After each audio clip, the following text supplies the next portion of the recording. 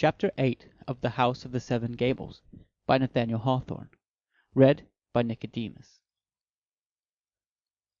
The Pyncheon of Today. Phoebe, on entering the shop, beheld there the already familiar face of the little devourer, if we can reckon his mighty deeds aright, of Jim Crow, the elephant, the camel, the dromedaries, and the locomotive. Having expended his private fortune on the 2 preceding days in the purchase of the above unheard-of luxuries, the young gentleman's present errand was on the part of his mother, in quest of 3 eggs and half a pound of raisins. These articles Phoebe accordingly supplied, and as a mark of gratitude for his previous patronage, and a slight superadded morsel after breakfast, put likewise into his hand a whale. The great fish, reversing his experience with the prophet of Nineveh, immediately began his progress down the same red pathway of fate whither so varied a caravan had preceded him.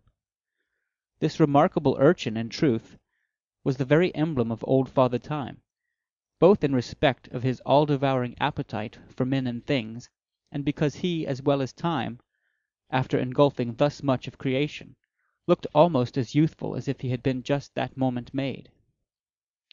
After partly closing the door, the child turned back and mumbled something to Phoebe, which, as the whale was but half disposed of, she could not perfectly understand. "What did you say, my little fellow?" asked she. "Mother wants to know," repeated Ned Higgins more distinctly, "how old maid Pyncheon's brother does. Folks say he has got home." "My cousin Hepzibah's brother!" exclaimed Phoebe, surprised at this sudden explanation of the relationship between Hepzibah and her guest. "Her brother! And where can he have been?" The little boy only put his thumb to his broad-snubbed nose, with that look of shrewdness which a child spending much of his time in the street so soon learns to throw over his features, however unintelligent in themselves. Then, as Phoebe continued to gaze at him, without answering his mother's message, he took his departure. As the child went down the steps, a gentleman ascended them, and made his entrance into the shop. It was the portly, and had it possessed the advantage of a little more height, would have been the stately figure of a man considerably in the decline of life, dressed in a black suit of some thin stuff, resembling broadcloth as closely as possible. A gold-headed cane, of rare oriental wood, added materially to the high respectability of his aspect, as did also a neckcloth of the utmost snowy purity, and the conscientious polish of his boots.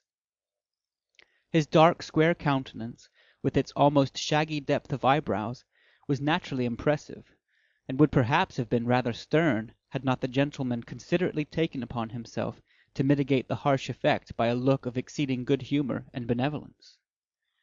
Owing, however, to a somewhat massive accumulation of animal substance about the lower region of his face, the look was perhaps unctuous rather than spiritual, and had, so to speak, a kind of fleshy effulgence, not altogether so satisfactory as he doubtless intended it to be. A susceptible observer, at any rate, might have regarded it as affording very little evidence of the general benignity of soul whereof it purported to be the outward reflection. And if the observer chanced to be ill-natured, as well as acute and susceptible, he would probably suspect that the smile on the gentleman's face was a good deal akin to the shine on his boots, and that each must have cost him and his boot-black, respectively, a good deal of hard labour to bring out and preserve them. As the stranger entered the little shop, where the projection of the second story and the thick foliage of the elm tree, as well as the commodities at the window, created a sort of grey medium, his smile grew as intense as if he had set his heart on counteracting the whole gloom of the atmosphere, besides any moral gloom pertaining to Hepzibah and her inmates, by the unassisted light of his countenance. On perceiving a young rosebud of a girl, instead of the gaunt presence of the old maid, a look of surprise was manifest. He at first knit his brows, then smiled with more unctuous benignity than ever. "Ah, I see how it is," said he in a deep voice, a voice which, had it come from the throat of an uncultivated man, would have been gruff, but by dint of careful training was now sufficiently agreeable. I was not aware that Miss Hepzibah Pyncheon had commenced business under such favourable auspices.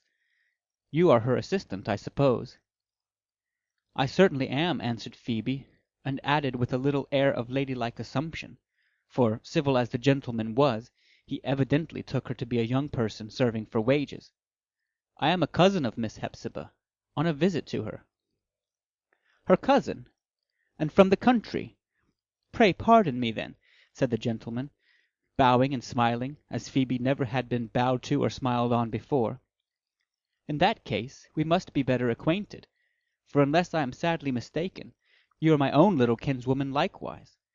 Let me see. Mary? Dolly? Phoebe? Yes, Phoebe is the name. Is it possible that you are Phoebe Pyncheon, only child of my dear cousin and classmate Arthur? Ah, I see your father now, about your mouth. Yes, yes, we must be better acquainted. I am your kinsman, my dear. Surely you must have heard of Judge Pyncheon." As Phoebe curtsied in reply, the judge bent forward, with the pardonable and even praiseworthy purpose, considering the nearness of blood and the difference of age, of bestowing on his young relative a kiss of acknowledged kindred and natural affection. Unfortunately, without design, or only with such instinctive design as gives no account of itself to the intellect, Phoebe, just at the critical moment, drew back, so that her highly respectable kinsman, with his body bent over the counter and his lips protruded, was betrayed into the rather absurd predicament of kissing the empty air. It was a modern parallel to the case of Ixion embracing a cloud, and was so much the more ridiculous as the judge prided himself on eschewing all airy matter, and never mistaking a shadow for substance. The truth was, and it is Phoebe's only excuse, that although Judge Pyncheon's glowing benignity might not be absolutely unpleasant to the feminine beholder, with the width of a street or even an ordinary-sized room interposed between, yet it became quite too intense when this dark, full-fed physiognomy, so roughly bearded, too, that no razor could ever make it smooth, sought to bring itself into actual contact with the object of its regards. The man, the sex, somehow or other, was entirely too prominent in the judge's demonstrations of that sort. Phoebe's eyes sank, and without knowing why, she felt herself blushing deeply under his look. Yet she had been kissed before, and without any particular squeamishness, by perhaps half a dozen different cousins, younger as well as older than this dark brown, grizzly-bearded, white-neck-clothed, and unctuously benevolent judge. Then why not by him? On raising her eyes, Phoebe was startled by the change in Judge Pyncheon's face.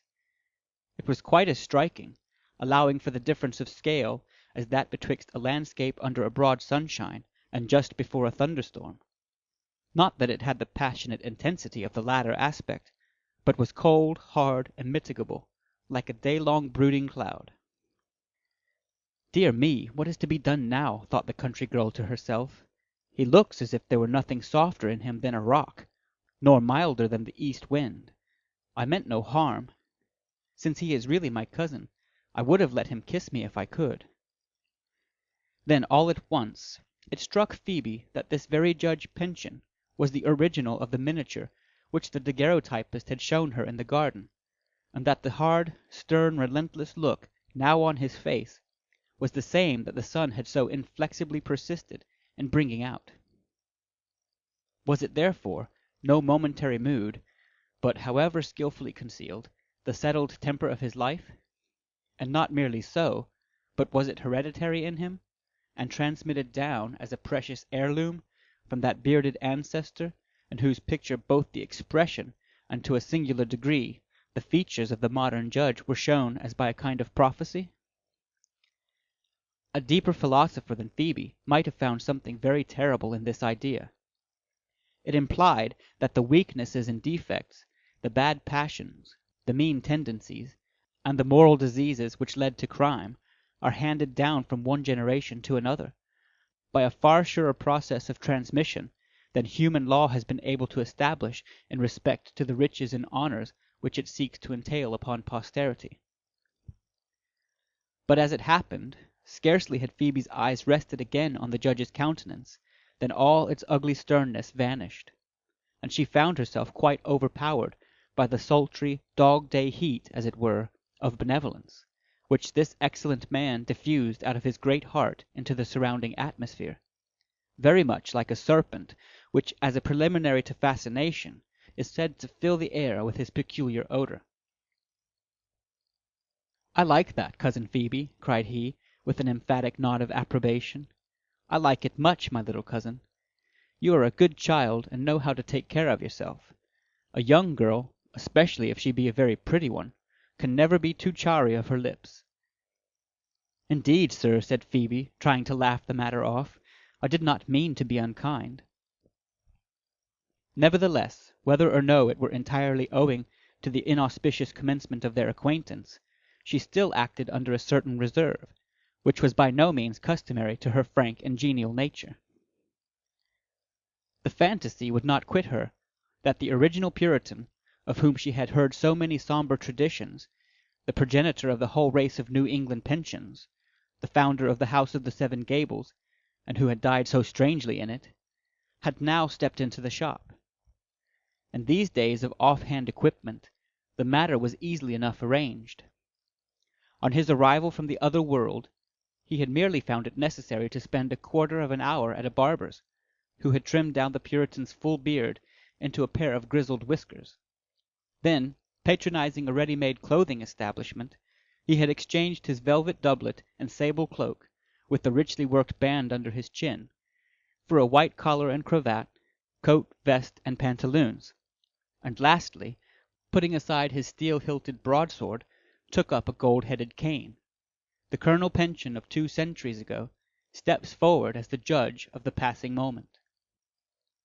Of course, Phoebe was far too sensible a girl to entertain this idea in any other way than as a matter for a smile. Possibly, also, could the two personages have stood together before her eye, many points of difference would have been perceptible, and perhaps only a general resemblance. The long lapse of intervening years, in a climate so unlike that which had fostered the ancestral Englishman, must inevitably have wrought important changes in the physical system of his descendant. The judge's volume of muscle could hardly be the same as the colonel's. There was undoubtedly less beef in him. Though looked upon as a weighty man among his contemporaries in respect of animal substance, and as favoured with a remarkable degree of fundamental development, well adapting him for the judicial bench, we conceive that the modern Judge Pyncheon, if weighed in the same balance with his ancestor, would have required at least an old-fashioned 56 to keep the scale in equilibrio. Then the judge's face had lost the ruddy English hue that showed its warmth through all the duskiness of the colonel's weather-beaten cheek, and had taken a sallow shade, the established complexion of his countrymen. If we mistake not, moreover, a certain quality of nervousness had become more or less manifest, even in so solid a specimen of Puritan descent as the gentleman now under discussion. As one of its effects, it bestowed on his countenance a quicker mobility than the old Englishman's had possessed, and keener vivacity, but at the expense of a sturdier something, on which these acute endowments seemed to act like dissolving acids. This process, for aught we know, may belong to the great system of human progress, which with every ascending footstep, as it diminishes the necessity for animal force, may be destined gradually to spiritualize us, by refining away our grosser attributes of body. If so, Judge Pyncheon could endure a century or two more of such refinement, as well as most other men. The similarity, intellectual and moral, between the judge and his ancestor appears to have been at least as strong as the resemblance of mien and feature would afford reason to anticipate. In old Colonel Pyncheon's funeral discourse, the clergyman absolutely canonized his deceased parishioner, and opening, as it were, a vista through the roof of the church, and thence through the firmament above, showed him seated, harp in hand, among the crowned choristers of the spiritual world.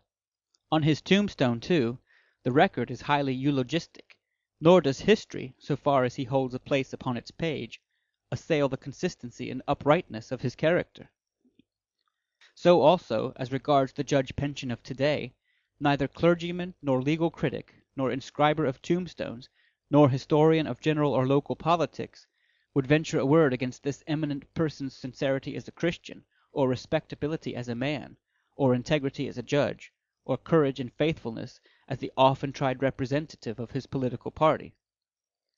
But besides these cold, formal, and empty words of the chisel that inscribes, the voice that speaks, and the pen that writes, for the public eye and for distant time, and which inevitably lose much of their truth and freedom by the fatal consciousness of doing so, there were traditions about the ancestor and private diurnal gossip about the judge, remarkably accordant in their testimony. It is often instructive to take the woman's, the private and domestic, view of a public man. Nor can anything be more curious than the vast discrepancy between portraits intended for engraving and the pencil sketches that pass from hand to hand behind the original's back. For example, tradition affirmed that the Puritan had been greedy of wealth. The judge, too, with all the show of liberal expenditure, was said to be as close-fisted as if his gripe were of iron. The ancestor had clothed himself in a grim assumption of kindliness, a rough heartiness of word and manner, which most people took to be the genuine warmth of nature, making its way through the thick and inflexible hide of a manly character. His descendant, in compliance with the requirements of a nicer age, had etherealized this rude benevolence into that broad benignity of smile, wherewith he shone like a noonday sun along the streets, or glowed like a household fire in the drawing-rooms of his private acquaintance. The Puritan, if not belied by some singular stories, murmured even at this day under the narrator's breath, had fallen into certain transgressions to which men of his great animal development, whatever their faith or principles, must continue liable, until they put off impurity along with the gross earthly substance that involves it. We must not stain our page with any contemporary scandal, to a similar purport, that may have been whispered against the judge. The Puritan, again an autocrat in his own household, had worn out 3 wives, and merely by the remorseless weight and hardness of his character in the conjugal relation, had sent them one after another, broken-hearted, to their graves. Here the parallel in some sort fails. The judge had wedded but a single wife, and lost her in the 3rd or 4th year of their marriage. There was a fable, however, for such we choose to consider it, though not impossibly, typical of Judge Pyncheon's marital deportment, that the lady got her death-blow in the honeymoon, and never smiled again, because her husband compelled her to serve him with coffee every morning at his bedside, in token of fealty to her liege lord and master. But it is too fruitful a subject, this of hereditary resemblances, the frequent recurrence of which, in a direct line, is truly unaccountable, when we consider how large an accumulation of ancestry lies behind every man at the distance of 1 or 2 centuries. We shall only add, therefore, that the Puritan, so at least says chimney-corner tradition, which often preserves traits of character with marvellous fidelity, was bold, imperious, relentless, crafty, laying his purposes deep and following them out with an inveteracy of pursuit that knew neither rest nor conscience, trampling on the weak, and when essential to his ends, doing his utmost to beat down the strong. Whether the judge in any degree resembled him, the further progress of our narrative may show. Scarcely any of the items in the above-drawn parallel occurred to Phoebe, whose country birth and residence, in truth, had left her pitifully ignorant of most of the family traditions, which lingered like cobwebs and incrustations of smoke about the rooms and chimney-corners of the house of the Seven Gables. Yet there was a circumstance, very trifling in itself, which impressed her with an odd degree of horror. She had heard of the anathema flung by Maul, the executed wizard, against Colonel Pyncheon and his posterity, that God would give them blood to drink, and likewise of the popular notion that this miraculous blood might now and then be heard gurgling in their throats. The latter scandal, as became a person of sense, and more especially a member of the Pyncheon family, Phoebe had set down for the absurdity which it unquestionably was. But ancient superstitions, after being steeped in human hearts and embodied in human breath, and passing from lip to ear in manifold repetition, through a series of generations, become imbued with an effect of homely truth. The smoke of the domestic hearth has scented them through and through. By long transmission among household facts, They grow to look like them, and have such a familiar way of making themselves at home that their influence is usually greater than we suspect. Thus it happened that when Phoebe heard a certain noise in Judge Pyncheon's throat, rather habitual with him, not altogether voluntary, yet indicative of nothing, unless it were a slight bronchial complaint, or, as some people hinted, an apoplectic symptom. When the girl heard this queer and awkward ingurgitation, which the writer never did hear and therefore cannot describe, she very foolishly started and clasped her hands. Of course it was exceedingly ridiculous in Phoebe to be discomposed by such a trifle, and still more unpardonable to show her discomposure to the individual most concerned in it. But the incident chimed in so oddly with her previous fancies about the colonel and the judge that for the moment it seemed quite to mingle their identity. "What is the matter with you, young woman?" said Judge Pyncheon, giving her one of his harsh looks. "Are you afraid of anything?" "Oh, nothing, sir, nothing in the world," answered Phoebe, with a little laugh of vexation at herself. "But perhaps you wish to speak with my cousin Hepzibah. Shall I call her?" "Stay a moment, if you please," said the judge, again beaming sunshine out of his face. "You seem to be a little nervous this morning. The town air, Cousin Phoebe, does not agree with your good wholesome country habits. Or has anything happened to disturb you? Anything remarkable in Cousin Hepzibah's family? An arrival, eh? I thought so. No wonder you are out of sorts, my little cousin. To be an inmate with such a guest may well startle an innocent young girl." "You quite puzzle me, sir," replied Phoebe, gazing inquiringly at the judge. "There is no frightful guest in the house, but only a poor gentle childlike man, whom I believe to be Cousin Hepzibah's brother. I am afraid, but you, sir, will know better than I, that he is not quite in his sound senses. But so mild and quiet he seems to be, that a mother might trust her baby with him, and I think he would play with the baby as if he were only a few years older than itself." "He startle me? Oh, no, indeed." "I rejoice to hear so favourable and so ingenious an account of my cousin Clifford," said the benevolent judge. "Many years ago, when we were boys and young men together, I had a great affection for him, and still feel a tender interest in all his concerns. You say, Cousin Phoebe, he appears to be weak-minded. Heaven grant him at least enough of intellect to repent of his past sins." "Nobody, I fancy," observed Phoebe, "can have fewer to repent of." "And is it possible, my dear," rejoined the judge, with a commiserating look, "that you have never heard of Clifford Pyncheon? That you know nothing of his history? Well, it is all right, and your mother has shown a very proper regard for the good name of the family with which she connected herself. Believe the best you can of this unfortunate person, and hope the best. It is a rule which Christians should always follow in their judgments of one another, and especially is it right and wise among near relatives, whose characters have necessarily a degree of mutual dependence. But is Clifford in the parlour? I will just step in and see." "Perhaps, sir, I had better call my cousin Hepzibah," said Phoebe, hardly knowing, however, whether she ought to obstruct the entrance of so affectionate a kinsman into the private regions of the house. "Her brother seemed to be just falling asleep after breakfast, and I am sure she would not like him to be disturbed. Pray, sir, let me give her notice." But the judge showed a singular determination to enter unannounced, and as Phoebe, with the vivacity of a person whose movements unconsciously answer to her thoughts, had stepped towards the door, he used little or no ceremony in putting her aside. "No, no, Miss Phoebe," said Judge Pyncheon, in a voice as deep as a thunder growl, and with a frown as black as the cloud whence it issues. "Stay you here. I know the house, and know my cousin Hepzibah, and know her brother Clifford likewise. Nor need my little country cousin put herself to the trouble of announcing me." In these latter words, by the by, there were symptoms of a change from his sudden harshness into his previous benignity of manner. "I am at home here, Phoebe, you must recollect, and you are the stranger. I will just step in, therefore, and see for myself how Clifford is, and assure him and Hepzibah of my kindly feelings and best wishes. It is right, at this juncture, that they should both hear from my own lips how much I desire to serve them. Ha! Here is Hepzibah herself." Such was the case. The vibrations of the judge's voice had reached the old gentlewoman in the parlour, where she sat with face averted, waiting on her brother's slumber.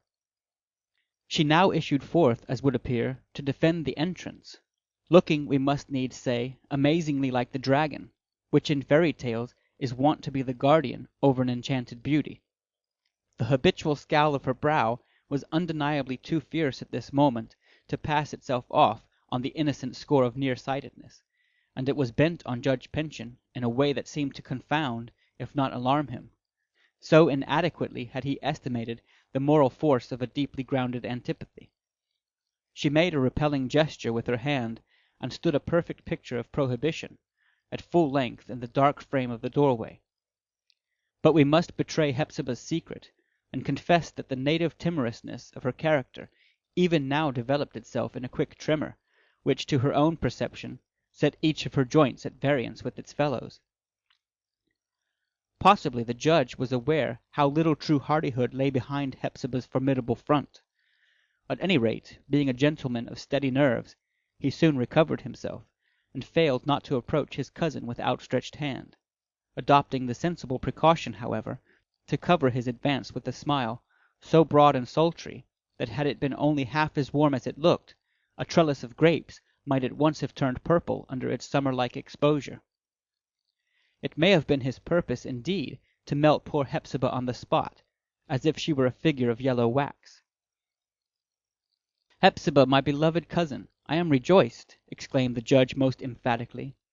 "Now at length you have something to live for. Yes, and all of us, let me say, your friends and kindred, have more to live for than we had yesterday. I have lost no time in hastening to offer any assistance in my power towards making Clifford comfortable. He belongs to us all.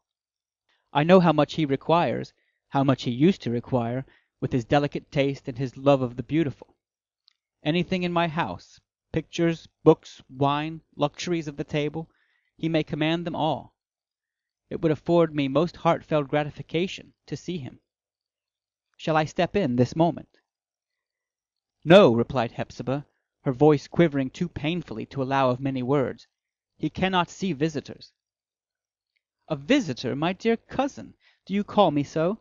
cried the judge, whose sensibility, it seems, was hurt by the coldness of the phrase. "Nay, then, let me be Clifford's host, and your own likewise. Come at once to my house. The country air and all the conveniences, I may say luxuries, that I have gathered about me, will do wonders for him. And you and I, dear Hepzibah, will consult together, and watch together, and labour together to make our dear Clifford happy. Come, why should we make more words about what is both a duty and a pleasure on my part? Come to me at once." On hearing these so hospitable offers and such generous recognition of the claims of kindred, Phoebe felt very much in the mood of running up to Judge Pyncheon and giving him, of her own accord, the kiss from which she had so recently shrunk away. It was quite otherwise with Hepzibah. The judge's smile seemed to operate on her acerbity of heart like sunshine upon vinegar, making it 10 times sourer than ever. "Clifford," said she, still too agitated to utter more than an abrupt sentence, "Clifford has a home here." "May Heaven forgive you, Hepzibah," said Judge Pyncheon, reverently lifting his eyes towards that high court of equity to which he appealed, "if you suffer any ancient prejudice or animosity to weigh with you in this matter. I stand here with an open heart, willing and anxious to receive yourself and Clifford into it. Do not refuse my good offices, my earnest propositions for your welfare. They are such, in all respects, as it behooves your nearest kinsman to make. It will be a heavy responsibility, cousin, if you confine your brother to this dismal house and stifled air, when the delightful freedom of my country seat is at his command." "It would never suit Clifford," said Hepzibah, as briefly as before. "Woman!" broke forth the judge, giving way to his resentment, "what is the meaning of all this? Have you other resources? Nay, I suspected as much. Take care, Hepzibah, take care. Clifford is on the brink of as black a ruin as ever befell him yet. But why do I talk with you, woman as you are? Make way, I must see Clifford." Hepzibah spread out her gaunt figure across the door, and seemed really to increase in bulk, looking the more terrible also because there was so much terror and agitation in her heart. But Judge Pyncheon's evident purpose of forcing a passage was interrupted by a voice from the inner room. a weak, tremulous, wailing voice, indicating helpless alarm, with no more energy for self-defense than belongs to a frightened infant. "Hepzibah! Hepzibah!" cried the voice. "Go down on your knees to him, kiss his feet, entreat him not to come in. Oh, let him have mercy on me! Mercy! Mercy!" For the instant it appeared doubtful whether it were not the judge's resolute purpose to set Hepzibah aside, and step across the threshold into the parlour, whence issued that broken and miserable murmur of entreaty. It was not pity that restrained him, for at the first sound of the enfeebled voice a red fire kindled in his eyes, and he made a quick pace forward, with something inexpressibly fierce and grim darkening forth, as it were, out of the whole man. To know Judge Pyncheon was to see him at that moment. After such a revelation, let him smile with what sultriness he would, he could much sooner turn grapes purple or pumpkins yellow than melt the iron-branded impression out of the beholder's memory. And it rendered his aspect not the less, but more frightful, that it seemed not to express wrath or hatred, but a certain hot fellness of purpose, which annihilated everything but itself. Yet after all, are we not slandering an excellent and amiable man? Look at the judge now. He is apparently conscious of having erred, in too energetically pressing his deeds of loving kindness on persons unable to appreciate them. He will await their better mood, and hold himself as ready to assist them then as at this moment. As he draws back from the door, an all-comprehensive benignity blazes from his visage, indicating that he gathers Hepzibah, little Phoebe, and the invisible Clifford, all three together with the whole world besides, into his immense heart, and gives them a warm bath in its flood of affection. "You do me great wrong, dear cousin Hepzibah," said he, first kindly offering his hand, and then drawing on his glove preparatory to departure. "Very great wrong, but I forgive it, and will study to make you think better of me. Of course our poor Clifford being in so unhappy a state of mind, I cannot think of urging an interview at present. But I shall watch over his welfare, as if he were my own beloved brother. Nor do I at all despair, my dear cousin, of constraining both him and you to acknowledge your injustice. When that shall happen, I desire no other revenge than your acceptance of the best offices in my power to do you." With a bow to Hepzibah, and a degree of paternal benevolence in his parting nod to Phoebe, the judge left the shop, and went smiling along the street. As is customary with the rich, when they aim at the honours of a republic, he apologized, as it were, to the people for his wealth, prosperity, and elevated station, by a free and hearty manner towards those who knew him, putting off the more of his dignity in due proportion with the humbleness of the man whom he saluted, and thereby proving a haughty consciousness of his advantages as irrefragably as if he had marched forth preceded by a troop of lackeys to clear the way. On this particular forenoon, so excessive was the warmth of Judge Pyncheon's kindly aspect, that, such at least was the rumour about town, an extra passage of the water-carts was found essential, in order to lay the dust occasioned by so much extra sunshine. No sooner had he disappeared than Hepzibah grew deadly white, and staggering towards Phoebe, let her head fall on the young girl's shoulder. "Oh, Phoebe," murmured she, "that man has been the horror of my life. Shall I never, never have the courage, will my voice never cease from trembling long enough to let me tell him what he is?" "Is he so very wicked?" asked Phoebe. "Yet his offers were surely kind." "Do not speak of them. He has a heart of iron," rejoined Hepzibah. "Go now and talk to Clifford. Amuse and keep him quiet. It would disturb him wretchedly to see me so agitated as I am. There, go, dear child, and I will try to look after the shop." Phoebe went accordingly, but perplexed herself meanwhile with queries as to the purport of the scene which she had just witnessed, and also whether judges, clergymen, and other characters of that eminent stamp and respectability could really in any single instance be otherwise than just and upright men. A doubt of this nature has a most disturbing influence, and if shown to be a fact, comes with fearful and startling effect on minds of the trim, orderly, and limit-loving class in which we find our little country girl. Dispositions more boldly speculative may derive a stern enjoyment from the discovery, since there must be evil in the world, that a high man is as likely to grasp his share of it as a low one. A wider scope of view and a deeper insight may see rank, dignity, and station all proved illusory, so far as regards their claim to human reverence, and yet not feel as if the universe were thereby tumbled headlong into chaos.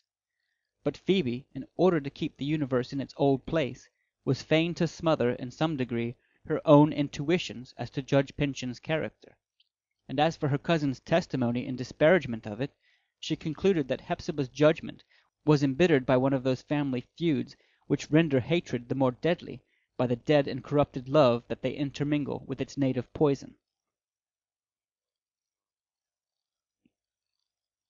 End of Chapter 8 of The House of Seven Gables by Nathaniel Hawthorne. Read by Nicodemus.